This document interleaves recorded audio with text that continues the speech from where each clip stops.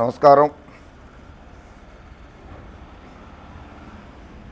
గౌరవ ప్రధానమంత్రి నరేంద్ర మోడీ గారికి,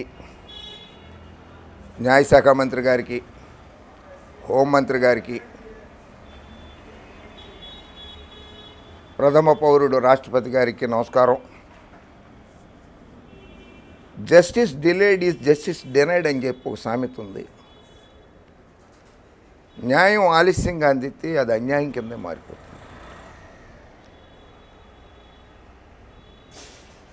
భారతదేశంలో ఎవరైతే సంతకం పెట్టి అపాయింట్ చేస్తారో సుప్రీంకోర్టు జడ్జీలను కానీ, హైకోర్టు జడ్జీలను కానీ, ఆ సంతకం పెట్టిన వ్యక్తి చట్టాల మీద సంతకం పెడితే రద్దు చేసే అధికారం కలిగినటువంటి సుప్రీంకోర్టు జడ్జీలు కానీ, హైకోర్టు జడ్జీలు కానీ కేంద్ర ప్రభుత్వం మీద ఒత్తిడి తీసుకొచ్చి భారతదేశంలో కోర్టుల్లో జడ్జిలు తక్కువగా ఉన్నారు, కోర్టులో 4,15,00,000 కేసులు పెండింగ్ ఉన్నాయి మన దేశంలో ఈ రోజు నాడు. వివిధ కోర్టుల్లో 4,12,00,000 కేసులు పెండింగ్లో ఉన్నాయి కోర్టుల్లో, వివిధ రకాలైన కోర్టుల్లో. సరే, జస్టిస్ ఎన్వి రమణ గారు ఈ మధ్య ప్రస్తుత మాజీ పార్లమెంటు సభ్యులు, ప్రస్తుత మాజీ శాసనసభ్యులు, శాసనమండలి సభ్యులు, అధికార పదవులు నిర్వహించిన, రాజ్యాంగబద్ధమైనటువంటి పదవులు నిర్వహించిన వాళ్ళ కేసుల్ని 4,062 కేసుల్ని సత్వరమైన విచారణ చేసి వాళ్ళ మీద చర్యలు తీసుకోవాలి, 1 year లోపలే చేసేయాలి, వాళ్ళ మీద తీసుకోవాలన్నారు. Okay, no problem, it is welcome. చాలా మంచి తీర్పు, అది మంచి ఆదేశాలు కేంద్ర ప్రభుత్వానికి ఇవ్వడం జరిగింది. అది వాళ్ళకే ఇస్తే సామాన్య మానవులు కోర్టుల చుట్టూ ఏళ్లబడి తిరుగుతున్నారు కదా, మరి వాళ్ళ పని ఏంటి, వాళ్ళ పరిస్థితి ఏంటి?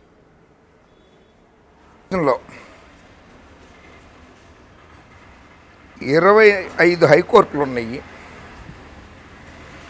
25 హైకోర్టులలో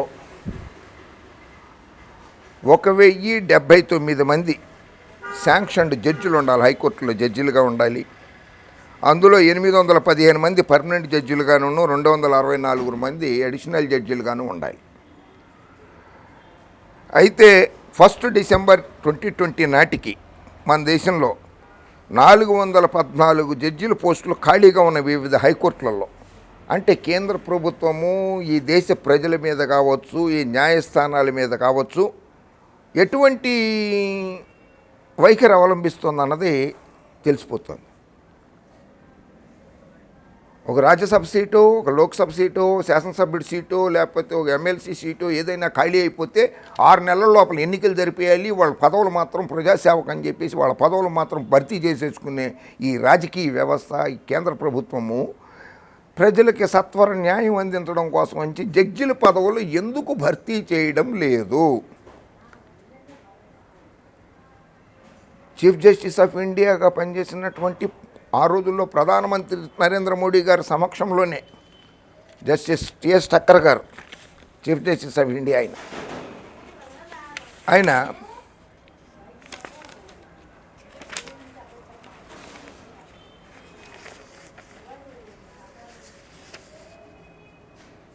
ఆయన ఒక సభలో ప్రసంగిస్తూ మన దేశంలో సత్వర న్యాయం జరగాలి అని అంటే జిల్లా జడ్జీలు కావచ్చు, హైకోర్టుల్లో కావచ్చు, సుప్రీంకోర్టు కావచ్చు,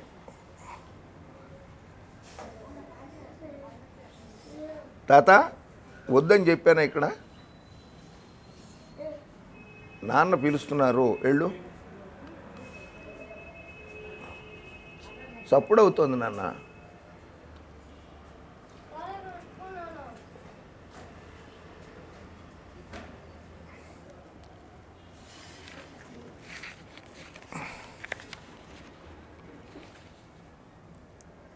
సుప్రీంకోర్టు చీఫ్ జస్టిస్గా పనిచేసినటువంటి టిఎస్ ఠక్కర్ గారు ప్రధానమంత్రి, న్యాయశాఖ మంత్రి,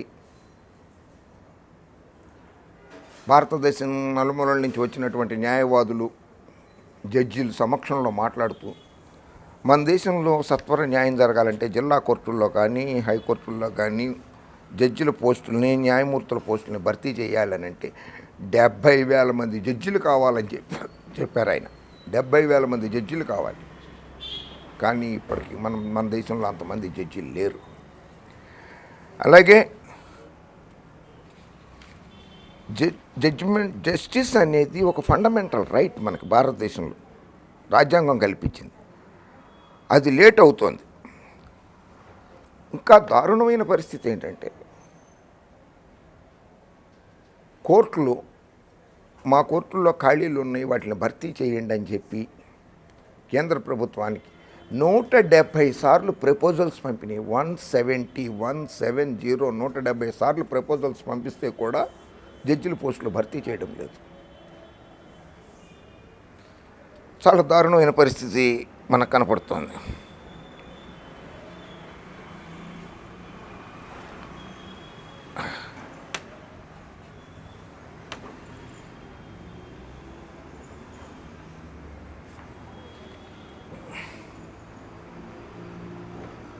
ఇది వచ్చి మొన్న సత్యంరెడ్డి గారని తెలంగాణ సీనియర్ న్యాయవాది తెలంగాణ హైకోర్టులో పిటిషన్ దాఖలు చేశారు. ఆయన విశ్రాంత న్యాయమూర్తులతోటి లేకపోతే సీనియర్ న్యాయవాదుల్ని తాత్కాలిక న్యాయమూర్తులుగా నియమించుకునేటట్లుగా చేసి కేసుల్ని సత్వరంగా పరిష్కరించాలి అనేటువంటి ఓ పిటిషన్ వేశారు. తెలంగాణ హైకోర్టులోనే నవంబర్ 30వ తారీఖు 2,20,290 కేసులు అపరిష్కృతంగా ఉన్నాయి. ఇందులో 1,80,000 కేసులు సివిల్ కేసులు, మిగిలినవి క్రిమినల్ కేసులు పెండింగ్లో ఉన్నాయి. తమిళనాడు హైకోర్టులో 6,240 కేసులు కంటెంప్ట్ ఆఫ్ ది కోర్టు ధిక్కారం కేసులు పెండింగ్లో ఉన్నాయి. అదే ఆంధ్రప్రదేశ్ హైకోర్టులో అయితే 2 రోజులకు కంటెంప్ట్ కేసుని విచారణ చేస్తూనే ఉన్నారు. తెలంగాణ హైకోర్టులో మాత్రం 6,240 కేసులు పెండింగ్లో ఉన్నాయి. 24 మంది జడ్జిలు ఉండాల్సిన తెలంగాణ హైకోర్టులో కేవలం 13 మందే పనిచేస్తున్నారు ఇక్కడ. అంటే ఇంకా 11 మంది జడ్జిలు రావాలి. కేంద్ర ప్రభుత్వం నియమించట్లేదు. పేద ప్రజలకి, సామాన్య ప్రజలకి న్యాయం ఎక్కడి నుంచి వస్తుంది ఇట్లాంటి పరిస్థితుల్లో? ఇది statement sowing sanctioned strength, working strength and vacancies of judges 1 March 2020 నాడు హైకోర్టు, అలహాబాద్ హైకోర్టులో పర్మనెంట్ జడ్జెస్ 76, అడిషనల్ జడ్జెస్ 84, 160 మంది జడ్జిలు.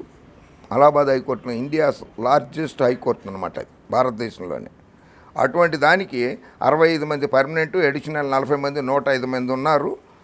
ఖాళీ 55 పోస్టులు ఖాళీగా ఉన్నాయి. ఇంకా ఆంధ్రప్రదేశ్లోకి వస్తే 28 మంది జడ్జిలు, 9 మంది అడిషనల్ జడ్జిలు, టోటల్ 37 మంది ఉండాలి. పర్మనెంట్ 18 మంది, అడిషనల్ 0, వేకెన్సీలు ఖాళీ 9 ఉన్నాయి. ఇంకా ఇట్లా ఈ రకంగా ఇన్నెన్ని కోర్టుల్లో ఎన్నెన్ని పోస్టులు వేకెన్సీలు పెట్టుకుని సత్వర న్యాయం అనేది ఎలా అందిస్తారు? అదే జస్టిస్ రమణ గారి నేతృత్వంలోనూ జస్టిస్ రమణ గారు బెంచి, తదితర బెంచి, సుప్రీంకోర్టు ధర్మాసనం తీర్పు చెప్పింది ఏంటంటే స్టే అనేది 6 నెలల కంటే ఎక్కువ కాలం ఉండకూడదు, ఏడాది కంటే ఎక్కువ కాలం ఉండకూడదు. ఏదైనా మరీ ఆరోగ్య పరిస్థితులు బాగలేకపోతేనో అటువంటివి ఏమన్నా ఉండుంటే అటువంటి వాటికి మాత్రమే స్టేని పొడిగించవచ్చు, అదర్వైజ్ పొడిగించకూడదని చెప్పారు. మరి ఆంధ్ర రాష్ట్ర ముఖ్యమంత్రిగా పనిచేశారు. ప్రస్తుతం ప్రతిపక్ష నేతగా ఉన్న చంద్రబాబు నాయుడు గారి మీద ఎన్ని స్టేలు ఉన్నాయో ఎవరికీ తెలియదు. కొంతమంది 22 స్టేలు అంటారు, కొంతమంది 20 స్టేలు అంటారు, కొంతమంది 18 స్టేలు అంటారు, కొంతమంది 15 స్టేలు అంటారు. ఎన్ని స్టేలు ఉన్నాయో బాబు గారి మీద తెలియదు. మరి సుప్రీంకోర్టు తీర్పును అనుసరించి అయితే ఆయన మీద స్టేలన్నీ కూడా వేకేట్ అవ్వాల్సిందే కదా.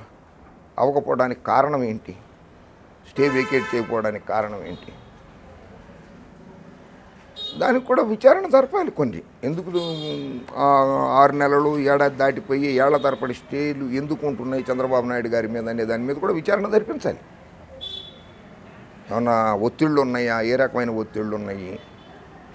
ఆయన చక్కగానే ఉన్నాడు, ఆరోగ్యంగానే ఉన్నాడు. జగన్మోహన్ రెడ్డిని ప్రతి శుక్రవారం కేసుకు వెళ్తున్నాడు అన్నాడు. ఆయన కోర్టులకు గౌరవం ఇచ్చాడు. జగన్మోహన్ రెడ్డి కోర్టుకు వచ్చాడు. చంద్రబాబు నాయుడు కోర్టులకు గౌరవం ఉందో లేదో ఆయనకే తెలుసు. ఎందుకంటే ఆయన కోర్టులకు వెళ్ళట్లా, స్టేలు తెచ్చేసుకుంటున్నాడు, దండం పెట్టి కూర్చుంటున్నాడు.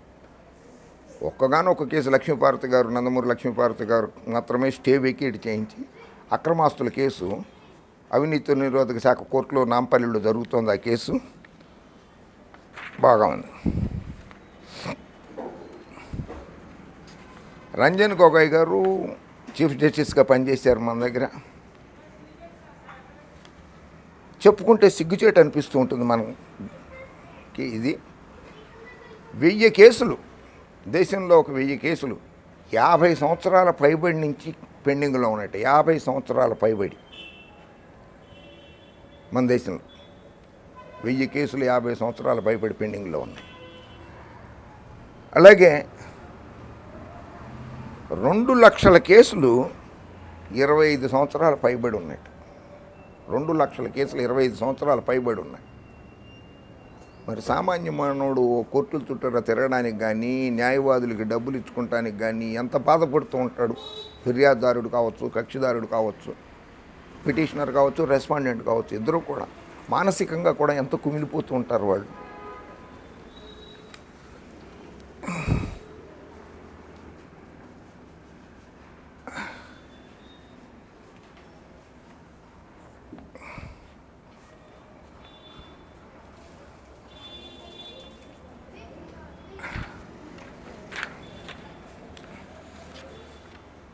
ఇండియాలో longest pending case is older than it's court. Court కంటే ముందు నుంచి పెండింగ్లో ఉన్న కేసులు ఉన్నాయి మన దేశం. National judicial data grid NJDG case number AST 1/1800 of the Calcutta High Court is shown as possibly the oldest case, with the case year mentioned as 1800. The last hearing date of the case was 20th November 2018. AST 1/1800 18వ సెంచరీలో జరిగినటువంటి ఉన్న case మన భారతదేశంలో ఇంకా కలకత్తా హైకోర్టులో పెండింగ్లో ఉంది. దాని last hearing వచ్చి నవంబర్ 20, 2018 నాడు జరిగిందంటే ఎన్ని సంవత్సరాలు అయి ఉంటుందాం? 1800 సంవత్సరం అంటే 200 సంవత్సరాలు పైపడిపోయిన కేసు అది. దాదాపు 200 సంవత్సరాలు అయిపోయింది.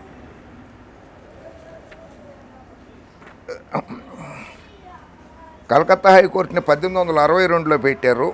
ఫోర్ట్ విలియమ్స్ అని అంటారు దాన్ని కేసు. సర్ బ్రీమ్స్ పికాక్ అని ఆయన చీఫ్ జస్టిస్గా ఉండేవారు. ఆయన ఆ కోర్టులో 2,44,000 కేసులు పెండింగ్లో ఉన్నాయి కలకత్తా హైకోర్టులో. 9,979 కేసులు 9,979 కేసులు 30 సంవత్సరాల పైనుంచి పెండింగ్లో ఉన్నాయి కలకత్తా హైకోర్టులోనే 9,979 కేసులు.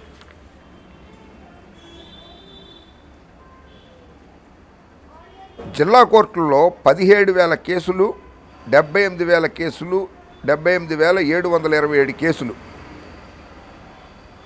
30 సంవత్సరాల నుంచి పెండింగ్లో ఉన్నాయి. భారతదేశంలో 2,94,00,000 కేసుల్లో ఈ కేసులన్నీ కూడా, పెండింగ్ కేసులన్నీ కూడా పరిష్కరించాలి అని అంటే ఇప్పుడున్న పద్ధతులు ఏ రకంగా అయితే జరుగుతోందో ఆ రకంగా పరిష్కరించాలంటే 324 సంవత్సరాల టైం పడుతుంది.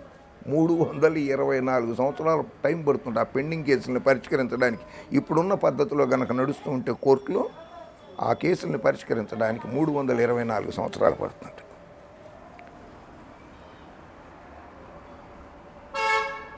ఒక 140 కేసులు 60 సంవత్సరాల నుంచి పెండింగ్లో ఉన్నాయి.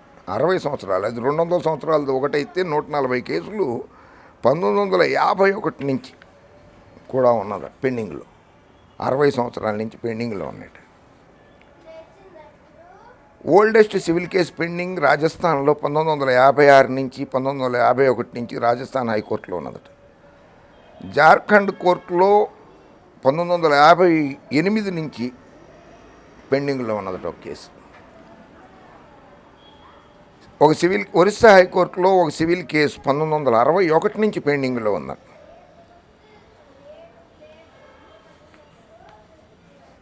ఇంకా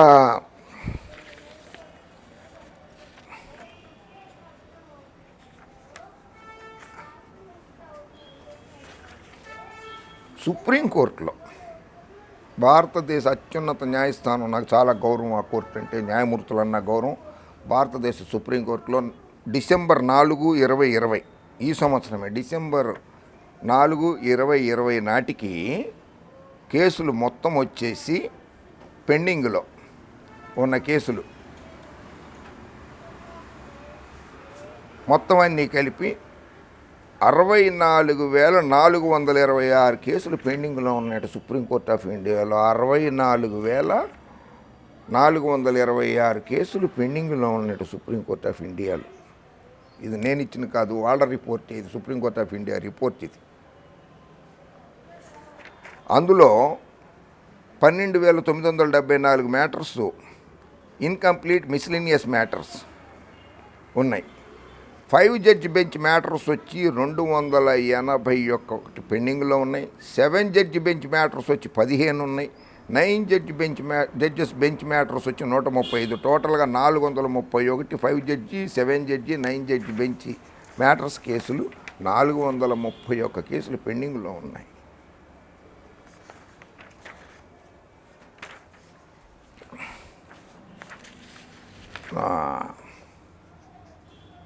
అలహాబాద్ హైకోర్టులోకి వచ్చి 7,46,000 కేసులు పెండింగ్లో ఉన్నాయి. పంజాబ్ అండ్ హర్యానా హైకోర్టు, మద్రాస్ హైకోర్టులో కూడా పెండింగ్లోనే చాలా కేసులు ఉన్నాయి. సిక్కిం, హైకోర్టు ఆఫ్ సిక్కిం, పాపం ఆంధ్రప్రదేశ్ హైకోర్టు నుంచి జేకే మహేశ్వరి గారు, చీఫ్ జస్టిస్ జేకే మహేశ్వరి గారు సిక్కింకి వెళ్ళారు. అక్కడ కేవలం 240 కేసులే ఉన్నాయి. కేసులే 240 కేసులు ఉన్నాయి. ఇంత పెద్ద కోర్టు నుంచి ఆయన ట్రాన్స్ఫర్ అయిన కోర్టు 6 కోట్ల జనాభా ఉన్న ఆంధ్రప్రదేశ్ రాష్ట్రం నుంచి 6 లక్షల జనాభా ఉన్న హైకోర్టుకి ఆయన బదిలీ అయ్యారు. అక్కడ కూడా చక్కటి తీర్పులు ఇస్తారు. ఆంధ్రప్రదేశ్లో కూడా చాలా చక్కటి తీర్పులు ఇచ్చారు.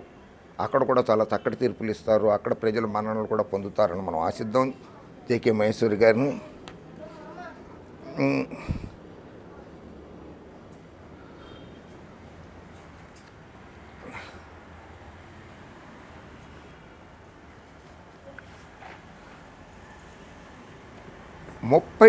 ముప్పై సంవత్సరాల పైబడి పెండింగ్లో ఉన్న కేసులు వచ్చి 86,157 కేసులు పెండింగ్లో ఉన్నాయి. 30 సంవత్సరాల నుంచి పైబడి.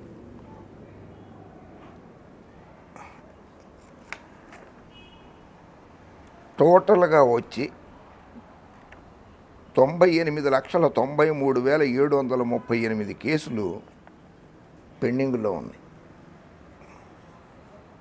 ఇంత దారుణమైనటువంటిదంటే భారతదేశ పరిస్థితి చాలా దారుణంగా ఉంది.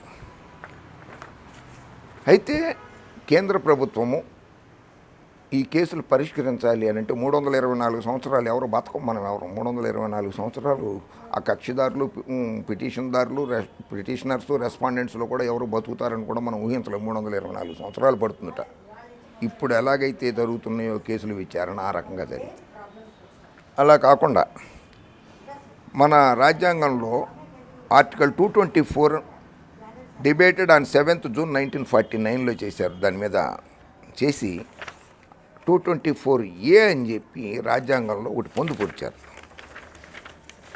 ఆర్టికల్ 224A ప్రకారంగా రాజ్యాంగంలో, notwithstanding anything in this chapter, the chief justice of a high court of any state may at any time with the provisions consent of the president request any person who has held the office of a judge of that court or of any other high court to sit and act as a judge of the high court for that state, and every such person so requested shall while so sitting and acting be entitled to such allowances as the president may by order determine to have all the jurisdiction powers and privileges of, but shall not otherwise be deemed to be a judge of that high court.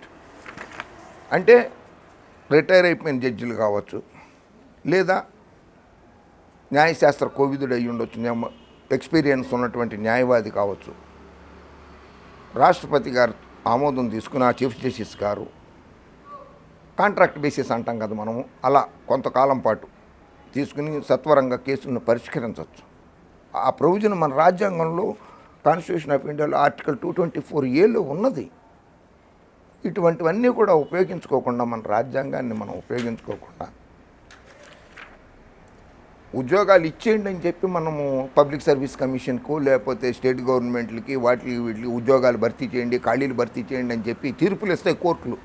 అటువంటి తీర్పులు ఇచ్చే కోర్టుల్లోనే జడ్జిల పోస్టులే ఖాళీగా ఉన్నాయి. మరి వాటిని ఎవరు భర్తీ చేస్తారు? దానికి బాధ్యులు ఎవరు అని అంటే కేంద్ర ప్రభుత్వము బాధ్యత వహించాలి. 170 ప్రపోజల్స్ కేంద్ర ప్రభుత్వం దగ్గర పెండింగ్లో ఉన్నాయంటే మామూలు విషయం కాదు కదా.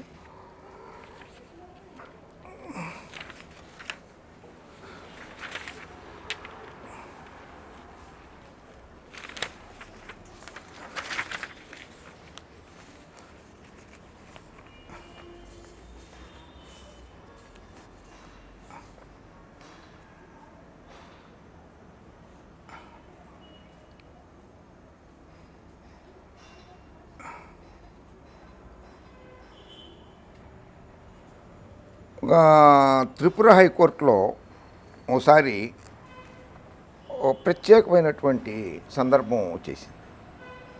అక్కడ ఉన్న జడ్జిల్లో నేను ఈ కేసు నుంచి తప్పుకుంటున్నాను, నేను ఈ కేసు నుంచి తప్పుకుంటున్నాను, నేను ఈ కేసు నుంచి తప్పుకుంటున్నానని జడ్జిలు తప్పుకుంటారు అప్పుడప్పుడు. ఎందుకంటే ఆ పిటిషనర్ దారి తరఫునో లేకపోతే కక్షిదారి తరఫునో వాళ్ళు ఎప్పుడూ ప్రాక్టీస్ చేసినప్పుడు కేసులు వాదించి ఉండొచ్చు. అందుకని అది భావ్యం కాదు, నాకు తెలిసిన వాళ్ళు అందుకని మేము ఈ కేసులో నుంచి మేము తప్పుకుంటున్నామని అంటారనమాట వాళ్ళు. దాన్ని రికోసల్ అంటారనమాట, రికాజల్ అని అంటారు. అప్పుడు ద సుప్రీంకోర్టు సెంట్రల్ గవర్నమెంట్ని అడిగింది, అక్కడ జడ్జిల్ని వేయండి. Tripura high court chief justice TY గారు JS ఖేహర్ గారికి లెటర్ రాశారు. ఇక్కడ చాలా ప్రత్యేకమైనటువంటి పద్ధతి ఇది వచ్చి సందర్భం వచ్చింది కనుక మాకు జడ్జిల్ని ఏర్పాటు చేయండి అని. అప్పుడు ఆ టైంలో 4 జడ్జిలు ఉండేవాళ్ళు చీఫ్ జస్టిస్తో కలిపి. 3 జడ్జిలు ఉన్నారు ఆ రోజు నాడు. 26 కేసుల్లో నుంచి జడ్జిలు తప్పుకున్నారు అక్కడ. మేము వినము ఈ కేసులు అనేటువంటిది. అటార్నీ జనరల్ ముకుల్ రోత్గి గారిని అడిగి ఆర్టికల్ 224A ఇందాక నేను చెప్పాను కదా, దాని ప్రకారంగా అక్కడ న్యాయమూర్తుల్ని నియమించండి అని చెప్పి అడిగారు. అయితే దానికి Rohatgi garu, advocate general garu, attorney general ఆయన ముకుల్ రోత్గి గారు ఒప్పుకోలేదు దానికి. A judge appointed in a particular high court cannot be sworn in another high court. He cannot be a judge at 2 different high courts at the same time. And he said and suggested that a judge should be transferred from an adjoining high court to Tripura High Court to address the unique problem. So మీరు ఆ పక్క high court నుంచో ఇంకో రాష్ట్రం నుంచో high court జడ్జిని అక్కడికి transfer చేసి వాళ్ళ ద్వారా అక్కడ సమస్యను పరిష్కరించండి. అంతేగాని ఒక 224A ఆర్టికల్ 224Aని ప్రకారంగా ఒక రాష్ట్రంలో ఉన్న జడ్జి ఇంకో రాష్ట్రంలో, అంటే 2 రాష్ట్రాలలో హైకోర్టులో ప్రమాణ స్వీకారాలు చేయడానికి లేదు. సో 2 రాష్ట్రాలలో ప్రమాణ స్వీకారం చేయలేదు. మన ట్రాన్స్ఫర్ అయిపోయిన హైదరాబాద్ నుంచి మన దగ్గర నుంచి ఆంధ్రప్రదేశ్ హైకోర్టు నుంచి ట్రాన్స్ఫర్ అయిన చీఫ్ జస్టిస్ గారు JK మహేశ్వరి గారు తన ప్రమాణ స్వీకారం ఆంధ్రప్రదేశ్ హైకోర్టు చీఫ్ జస్టిస్గా ప్రమాణ స్వీకారం, మధ్యప్రదేశ్ హైకోర్టు చీఫ్ జస్టిస్గా ప్రమాణ స్వీకారం చేస్తున్నానని చెప్పారు. ఆయన ప్రమాణ స్వీకారంలో గవర్నర్ గారి ముందు ప్రమాణ స్వీకారం, మధ్యప్రదేశ్ హైకోర్టు చీఫ్ జస్టిస్గా ప్రమాణ స్వీకారం చేస్తున్నానని చెప్పారు. ప్రమాణ స్వీకారం వస్తుంది. అప్పుడు చీఫ్ సెక్రటరీ గారు వచ్చేసి తప్పు చదివారు, ఆంధ్రప్రదేశ్ హైకోర్టు చీఫ్ జస్టిస్గా ప్రమాణ స్వీకారం చేస్తున్నానని చెప్పాలి, మీరు చదవాలి. మధ్యప్రదేశ్ హైకోర్టు చీఫ్ జస్టిస్గా ప్రమాణ స్వీకారం చేస్తున్నానని చెప్పారు. ఓహో అలాగా అని చెప్పి రెండోసారి చేయకూడదు, ఎక్కడైతే అక్కడ. అందుకని గవర్నర్ గారు రూమ్లోకి వెళ్ళి రెండోసారి ప్రమాణ స్వీకారం చేశారు అక్కడ ఆయన JK మహేశ్వర్ చీఫ్ జస్టిస్ గారు. ఈ రాజకీయ నాయకులు ఎవరి మీద అయితే కేసులు ఉన్నాయో వాళ్ళ మీదే కాదు, వాళ్ళందరి మీద ఎలాగైతే మీరు చేస్తున్నారో సత్వర తీర్పు కావాలి అని చెప్పి జస్టిస్ ఎన్వి రమణ గారు ఇచ్చారో, అలాగే దేశంలో ఉన్న పేదల కోర్టుల చుట్టూరా తిరుగుతున్నారు, సామాన్య మధ్యతరగతి ప్రజలు తిరుగుతున్నారు కోర్టుల చుట్టూరా. మరి వాళ్ళు కూడా ప్రజలే కదా, ఈ దేశంలో భాగస్వాములే కదా, వాళ్ళకు కూడా ప్రాథమిక హక్కే కదా న్యాయం పొందడానికి. వాళ్ళకు కూడా ప్రాథమిక హక్కు న్యాయం పొందడం అనేది భారత రాజ్యాంగం కల్పించిన హక్కు అది. మరి అటువంటి వాళ్ళకు కూడా న్యాయం చేయాలంటే జడ్జీల పోస్టులన్నీ భర్తీ చేసేయాలి. రాజకీయ నాయకుల మీద కేసులను సత్వర విచారణ, ఫాస్ట్ ట్రాక్ కోర్టులు పెట్టండి కొన్ని, ఆ ఫాస్ట్ ట్రాక్ కోర్టులో విచారణ జరిపించండి, అభ్యంతరం లేదు ఎవరికి కూడా. అలాగే ఆంధ్రప్రదేశ్ మాజీ ముఖ్యమంత్రి చంద్రబాబు నాయుడు గారి మీద ఉన్నటువంటి స్టేలు ఎత్తేసి కూడా ఆయన మీద కూడా ఫాస్ట్ ట్రాక్ కోర్టు పెడతారో, స్పెషల్ కోర్టే పెట్టండి, ఒక ప్రత్యేక కోర్టేనే పెట్టండి చంద్రబాబు నాయుడు గారి కోసం. ఆయన చాలా కేసులు ఉన్నాయి ఆయన మీద కానీ వాళ్ళ మీద కానీ, పెట్టేసి ఆయన మీద కూడా విచారణ జరిపించండి. సంతోషిస్తారు, ప్రజలు సంతోషిస్తారు. సో రాష్ట్రపతి గారు చొరవ తీసుకుని, ప్రధానమంత్రి గారు చొరవ తీసుకుని, న్యాయశాఖ మంత్రి, హోంమంత్రి గారు చొరవ తీసుకుని ఈ దేశ ప్రజలకి సత్వర న్యాయం అందాలి అని అంటే హైకోర్టులలో, సుప్రీంకోర్టులో, హైకోర్టులలో, జిల్లా కోర్టులలో జడ్జిల పోస్టులు, న్యాయమూర్తుల పోస్టులు ఖాళీలకి సత్వరమే చర్యలు తీసుకుని అన్ని పోస్టులని భర్తీ చేసి దేశ ప్రజలకు సత్వరం న్యాయం అందించాల్సిందిగా కోరుకుంటూ, యువజన శ్రామిక రైతు కాంగ్రెస్ పార్టీ, వైఎస్ఆర్ కాంగ్రెస్ పార్టీ అధ్యక్షుడు, ఆంధ్రప్రదేశ్ రాష్ట్ర ముఖ్యమంత్రి, యువకుడు వైఎస్ జగన్మోహన్ రెడ్డి గారి 40వ జన్మదిన శుభాకాంక్షలు. రాష్ట్ర ప్రజలకి, దేశ ప్రజలకి సేవ చేసేందుకు ఆయనకి మనోధైర్యాన్ని, ఆరోగ్యాన్ని ఇవ్వాల్సిందిగా ముక్కోటి దేవతల్ని, సర్వమత దేవతల్ని కోరుకుంటున్నాను, ప్రార్థిస్తున్నాను. అలాగే ఆయనలో ఉన్నటువంటి గొప్ప క్యారెక్టర్ ఏం తెలివి వచ్చిందంటే, ఎన్టీ రామారావు గారు పార్టీ పెట్టినప్పుడు తెలుగుదేశం పార్టీకి ఆయన పుట్టినరోజు నాడు మహానాడు అని ఒక మహానాడు అనే ఒక కార్యక్రమం నిర్వహించేవారు. చాలా బ్రహ్మాండంగా జరిగేది. జగన్మోహన్ రెడ్డి గారు మాత్రం రక్తదానం చేయమని చెప్పి పిలుపునిచ్చారు. ఆ రక్తదానం ఎంతమంది పేద ప్రజలకు, రక్తం లేని వాళ్ళకి, ఆపదలో ఉన్న వాళ్ళకి రక్తం దానం చేయడంతో ఎంతోమంది పేద ప్రజలకి, అవసరమైన వ్యక్తులకి, రక్తం అవసరమైన వ్యక్తులకి ఆరోగ్యం బాగుపడుతుంది. అటువంటి పిలుపునిచ్చినందుకు కూడా మరోసారి జగన్మోహన్ రెడ్డి గారికి ధన్యవాదాలు. జై హింద్.